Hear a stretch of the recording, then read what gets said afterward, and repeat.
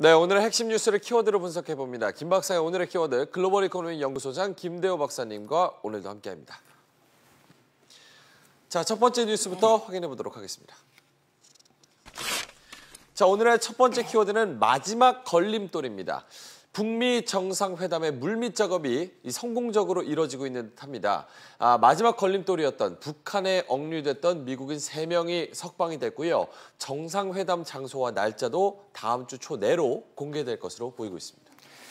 네, 폼페이오 미국 국무장관이 두 번째 평양을 방문했습니다. 그리고는 3명의 억류된 미국인, 공교롭게도 한국계 미국인 김 씨들인데요. 3김 씨를 동반해서 미국으로 돌아갔습니다. 네. 그동안에 이 억류된 미국인은 북미 관계의 교착을 야기한, 북미 관계 악화를 야기한 가장 이 아픈 걸림돌이었습니다. 특히 지난번에 원비어 UC 이 버지니아 학생이었던 이 원비어를 사망한 상태로, 사실상 사망한 상태로 석방했다가 북미 관계가 크게 교착이 됐죠. 우리는 이 대목에서 미국과 한국의 이 자국 국민에 대한 이 처우, 이것을 다시 한번 생각해 보게 되는데요. 미국 입장에서는 이 새 시민권자, 한국계 미국인이지만 새 시민권자의 석방 없이는 회담을 못하겠다. 우리는 아직도 지금 한국인으로서 북한에 6명이 억류되어 있습니다. 우리도 이 6명의 이 귀환을 촉구한 것으로 알려지고는 있습니다만은 어쨌든 이 미국 입장에서는 이 3명을 회담 전에 안전하게 귀국시킨 다음에 회담을 하는 그런 모습이 주목이 됩니다. 어쨌든 마지막 걸림돌이었던 이 3명이 미국으로 귀환을 함에 따라서 북미 정상회담이 드디어 이제 본 궤도에 올라설 것으로 보입니다. 그래서 미국에서는 내주 초에 그 장소도 발표할 것으로 보입니다. 그러나 회담의 전망은 그렇게 간단치는 않습니다. 이 김정은 북한 위원장이 중국과 북한을 오가면서 상당히 발빠른 외교를 하고 있는데요. 다롄의 데이트에서, 다롄 회담에서 중국과 단계적, 동시적 이 회담 원칙에 대해서 다시 한번 합의를 했거든요. 여기서 많은 사람들이 단계적, 동시적이 뭐냐, 비슷한 듯 하면서도 다른 이 말의 뉘앙스 때문에 많이 헷갈리고 있는데요. 여기서 첫 번째 단계적이라 하면 북핵 비핵화를 하는 데 있어서 단계적으로 천천히 하겠다는 겁니다. 보상을 받아가면서. 그다음에 동시적이라는 것은 북한이 비핵화하는 것과 동시에 미국이 한반도에서 군사적 긴장을 완화하라. 주한미군 철수까지는 나오지 않았습니다만은 한미연합훈련 같은 것을 대대적으로 축소하는 이런 문제가 걸려 있는데 과연 이것을 미국이 그대로 받아줄 수 있을 것인지. 아무튼 지금 공은 북미 정상회담으로 넘어갔습니다. 북미 정상회담의 결과에 따라서는 한반도와 세계 역사가 다시 한번 크게 요동칠 것으로 보입니다. 네. 폼페이오 미국 국무부 장관이 북한을 방문해서 억류됐던 미국인 3명과 귀국길에 올랐습니다. 자, 오늘의 두 번째 뉴스 봅니다. 자, 두 번째 키워드는 83%의 마술입니다. 자, 오늘 문재인 정부 출범 1주년입니다. 외교, 안보는 성공적이었지만 경제와 인사는 실패했다는 평가가 주를 이루고 있는데요. 자, 박사님, 최근 지지율 83% 굉장히 높은 지지율인데 어떻게 보고 계십니까? 그렇습니다. 불과 1년 전이죠. 2017년 5월 10일 그날 대통령 선거 결과에서 문재인 대통령이 당선이 돼서 이른바 촛불 정부가 출범을 했습니다. 그때의 지지율, 그때 득표율은 50%가 채 못 됐어요. 그런 것을 감안한다면 지금의 한국갤럽 조사 지지율 83%는 그야말로 마술의 수준이다라고 하지 않을 수가 없어요. 굉장히 높은 지지율입니다. 네. 이렇게 다양한 자유민주 국가에서 84%를 얻는다. 이 취임 1주년에 83% 올라간 것도 우리 근대사에서 없던 일이에요. 그런 면에서 마술이다라는 얘기가 나오는데요. 네. 이 지지율이 일단 높아진 것은 문재인 대통령의 그 정치적 치적인 동시에 전 국민의 행복이기도 하다는 그런 점에서 취임 1주년을 맞는 우리 국민들은 여러 가지 면에서 많이 행복합니다. 그런데 문제는 과연 이 높은 지지율이 어디서 왔느냐, 이것을 세세히 좀 따져볼 필요도 있다는 것입니다. 그동안 이 지지율은 상당 부분의 전문가들에 따르면 지난 9년간 보수 정권 이른바 이명박 박근혜 정부의 정책적 실정에서 왔다. 네. 그런 면에서 문재인 대통령이 잘해서만 생겼다기보다도 지난 9년 동안 너무 못한 것에 대한 반사적 이득이다 하는 그런 점을 좀 겸허하게 받아들일 필요도 있다는 것입니다. 그다음에 또 하나는 이 남북 외교에 있어서 한반도 운전자론을 주창을 하면서 그것을 관철을 시켰어요. 교착 상태, 수십 년간 교착 상태에 있던 이 북한과의 관계를 평화의 대화 무드로 끌어낸 그런 공로도 그 공로에 대해서는 전 국민적인 지지를 받고 있습니다. 그러나 이 문제는 북한의 김정은의 말 한마디 또는 김정은의 마음먹기에 따라서는 신기루처럼 사라져 버릴 수도 있다. 그런 점에서 매우 조심해야 된다. 겸허할 필요가 있다는 겁니다. 그리고 실제로 가장 중요한 것은 결국 국민들의 삶인 민생 문제인데요. 클린턴 대통령이 했던 유명한 얘기가 있죠. 안보 외교 잘해봤자 바보야. 중요한 것은 경제야. Stupid it's economy. 라고 했던 말을 다시 한번 연상하지 않을 수가 없습니다. 경제 중에서도 일자리 문제가 굉장히 심각하다 해서 이 문재인 정부 출범할 때 스스로 우리는 일자리 정부다. 그래서 상황판까지 세웠는데 어저께 정진석 새누리당의 후신인 한국당 경제실정대책위원장은 상황판은 과연 어디에 갔느냐. 일자리 상황판을 만들고 나서 우리나라 일자리 상황은 더 악화가 됐습니다. 물론 경제는 이 제이커브 이펙트라는 게 있어서 정책을 추진한다 하더라도 그 효과가 당장에 나타나는 건 아니에요. 조금 더 기다려 볼 수도 있겠습니다만은 그러나 추경을 통해서 19조 이상의 지금 대대적인 천문학적인 예산을 투입하고도 실업률은 높아지고 고용률은 떨어졌다라는 것은 참으로 좀 참담한 실적이다. 그래서 이 정부의 한때 민주당 성향이었던 주진영 박사조차도 문재인 정부의 경제 정책은 C에서 B- 정도밖에 안 되는 성적이다. 그렇게 혹평을 지금 받고 있어요. 부동산 정책도 스스로는 잘했다고 김현미 장관은 주장하지만 부동산의 목적은 부동산 가격 내리는 것에 있지는 않습니다.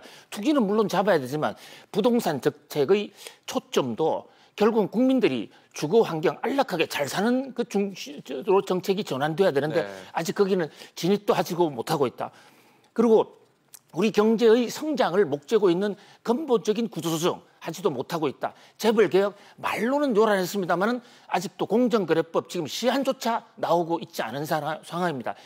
정부 초기 1, 2년에 이 재벌개혁을 하지 못하면 나중에 아무것도 이룰 수가 없다. 그런 점에서 경제적 측면에서는 한번 문재인 정부가 다시 한번 초심으로 한번 돌아가야 되지 않느냐 그런 지적도 있습니다. 네, 오늘 문재인 정부 출범 1주년 83%의 높은 지지율이지만 민생이나 아니면 미세먼지 같은 여러 가지 챙겨야 할 것들이 많이 남아 있습니다. 자, 세 번째 키워드 확인합니다. 자, 오늘의 세 번째 키워드는 모범생의 탈선입니다. 검찰이 LG그룹의 압수수색을 들어갔습니다. 구본무 회장 등 LG 일가의 탈세 혐의를 포착했다는 건데요. 자, 박사님, LG그룹 하면은 이 모범생으로 분류가 돼요. 이 노블리스 오블리제를 몸소 실천하고 있다 이런 평가도 받고 있는데 군대도 다 갔고. 근데 이 탈선 어떻게 봐야 될까요? 예, 어저께 검찰이 LG그룹 본사를 압수수색을 했습니다. 상당히 이례적인 거예요. 지금 말씀하신 대로 LG는 우리 경제의 지배구조 또는 재벌 행태에 관련해서 가장 모범생이다라는 평가를 받고 있습니다. 이 대학생들이 가장 가고 싶은 회사, 가장 가족 같은 회사가 LG다라는 얘기도 있지 않습니까? 특히 형제 간에, 자매 간에, 후계 상속 하는데 한 번도 분쟁이 없었던 아주 모범적인 회사예요. 그런데 어저께 탈세 혐의로, 그것도 가장 재벌 지금 총수가 될 구광모 제4세 후계자의 탈세 혐의로 압수수색을 됐다는 게 충격을 받지 않을 수가 없는데요. 이 지금 아시다시피 LG는 현재 3세 회장님인 구 본무 회장께서 원래 아들이 있었는데 사망을 했습니다. 그리고 아들이 없는 거예요. 그래서 둘째 아들인 구 본능 씨의 장자를 입양을 시켰습니다. 그 사람이 구 광모입니다. 그러다 보니까 이제 구 광모 씨에게 지분을 늘려줘야 되는데 그 생부인 원래 아버지였던 구 본능 씨가 주식을 구 광모 씨에게 넘기는 과정에서 상속세를 제대로 내지 않았다 이런 혐의거든요. 검찰이 그냥 수사에 들어온 것은 아닙니다. 네. 국세청이 구체적인 혐의를 잡고 검찰에 지금 고발을 한 사건이거든요. 그런 면에서 이 국세청 차원에서는 적어도 탈세 혐의가 포착이 됐다라는 것으로 보이는데요. 아무튼 우리 한국 경제의 고질적인 문제가 재벌의 승계입니다.